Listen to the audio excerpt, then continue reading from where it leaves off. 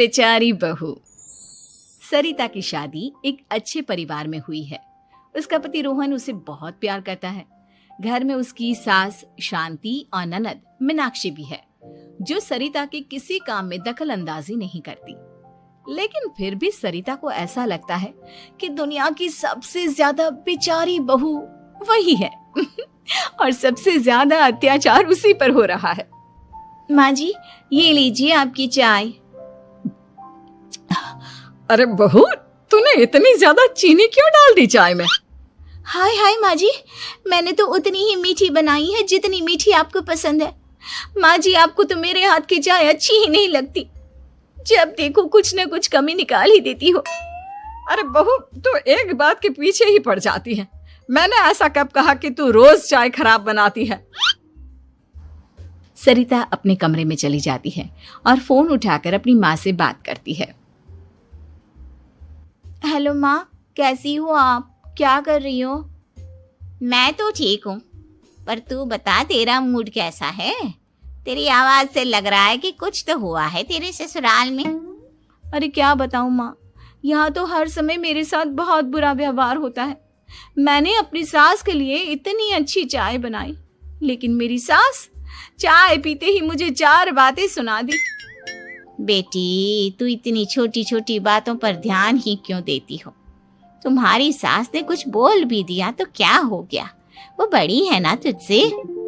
माँ ने इतना समझाया, लेकिन इस बात का सरिता पर कोई असर नहीं हुआ। अपनी बेचारी बहू की छवि वो बदलना ही नहीं चाहती। अगली सुबह सब नाश्ते की टेबल पर बैठकर नाश्ता कर रहे थे, तभी सरिता ने अपने पति से कहा, सुनिए जी, मुझे ना आज बाजार से कुछ सामान लेकर आना है। आज आप ऑफिस से आने के बाद मुझे लेकर चलना ना। भाभी, मुझे भी कुछ किताबें खरीदनी है। आप दोनों जा ही रहे हो तो मेरी किताबें भी ले आना। लो, अभी तो बात ही की है बाजार जाने की, तो एक फरमाइश आ गई। माँ जी, आप भी बता दो कुछ, और हाँ, मोहल्ले वालों से भी बोल दो अगर वो कुछ मंगवाना चाहते हो तो। बेचारी मीनाक्षी अपना सा मुंह लेकर रह गई। ये सब देखकर रोहन से चुप नहीं रह गया और वो गुस्से में बोला, सरिता, क्या हो गया है तुम्हें? मीनाक्षी ने तो सिर्फ किताबों के लिए बोला है। तुम्हें मीनाक्षी से इस तरह से बात नहीं करनी चाहिए। माफी मांगो उससे अभी। क्या? मैं माफी मांगू? दिन भर आपके घर के काम करूं मैं, आपकी और आपके घर वालों की बातें सुनूं मैं, और अब माफी भी मैं मांगू? ऐसा कभी नहीं हो सकता। ये बोलकर सरिता वहां से चली जाती है। एक दिन उनकी पड़ोसन घर आती है। अरे सरिता, क्या कर रही है? और क्या करूंगी भाभी जी, बस घर का काम ही कर रही हूँ। आप बताओ कैसे आना हुआ? अरे मैं तो तुम्हारा हाल चाल, लेकिन तुम तो बिजी लग रही हो। कोई बात नहीं, मैं बाद में आ जाऊंगी। और क्या करूँ भाभी जी, जब से शादी होकर आई हूँ ना, बस काम ही कर रही हूँ। और इस घर में ना कोई मेरी कदर नहीं करता। पति है जो बस घर से ऑफिस, ऑफिस से घर।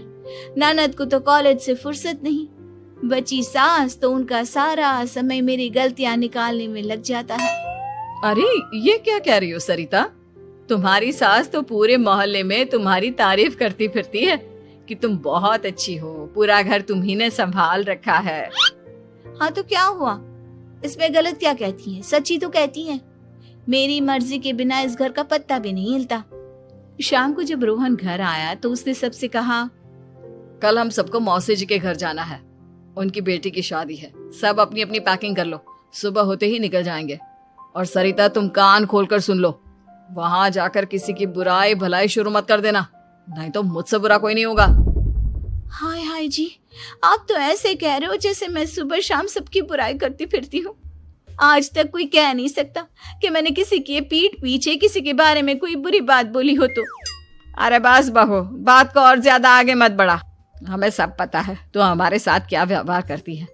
ये बात घर तक रखना, शादी में किसी को कुछ मत बोलना, नहीं तो सब कहेंगे कि शांति की बहू कितना बोलती है। हाँ हाँ, सब कुछ तो मैं ही बोलती हूँ ना।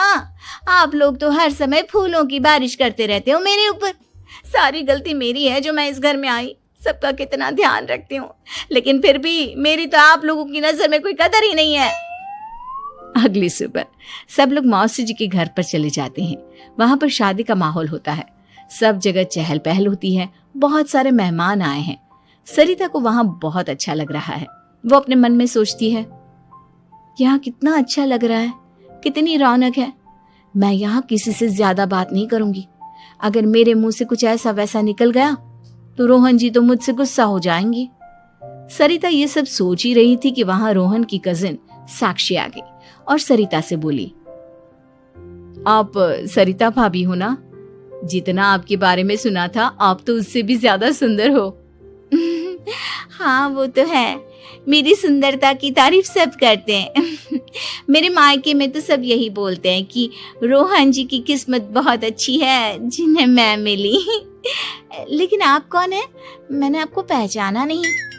मैं रोहन भैया की कजिन हूँ। आपकी शादी पर नहीं आ पाई थी ना, इसलिए आप मुझसे मिले नहीं कभी। शांति मौसी और मीनाक्षी आपकी बहुत तारीफ करते हैं। क्या कहा तुमने? मेरी तारीफ? कभी नहीं। मेरे ससुराल वाले कभी मेरी तारीफ कर ही नहीं सकते। मैं इतनी अच्छी हूँ, मेहनती हूँ, लेकिन उन्हें तो मेरी कदर ही नहीं। सारा दिन घर का काम करती हूँ, फिर भी मेरी सास ना मुझे सुनाती रहती है। और पति भी मेरी सास की साइड लेते हैं, ना कभी बाहर ले जाते हैं ना कहीं घुमाने। अगर घुमाने के लिए कभी बोल भी देना तो उनकी बहन बीच में आ जाती है।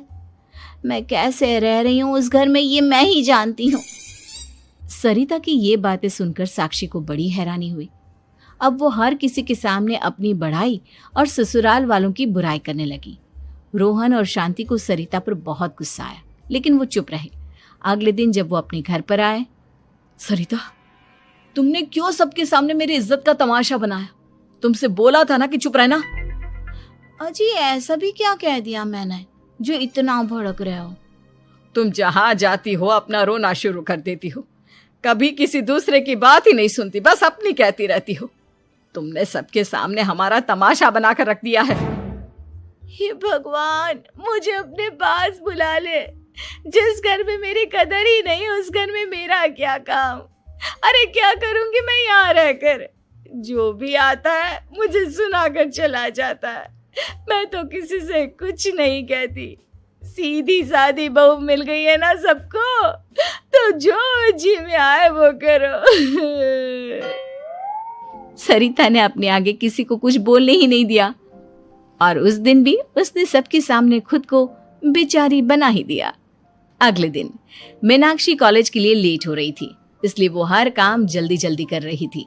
अपना नाश्ता लेने किचन में गई और पतीले में रखे गरम दूध को गिलास में डालने लगी। दूध का पतीला उसके हाथ से छूट गया और गरम गरम दूध उसके हाथ पर गिर गया। ओए माँ, हाय मेरा हाथ, माँ मेरा हाथ जल गया। मीनाक्षी की आवाज सुनकर सरिता दौड़ती हुई आई। ये क्या किया तुमने? तुम्हें नाश्ता चाहिए था तो मुझसे बोल देती, मैं क्या मना कर देती? अब पता नहीं कितने दिन की मुसीबत पाल ली तुमने। सरिता मीनाक्षी को उसके कमरे में ले गई और उसका बहुत ख्याल रखा। उसका इस तरह से ख्याल रखना शांति और रोहन को थोड़ा अजीब लगा। माँ, सरिता के दिमाग का भी कुछ पता नहीं।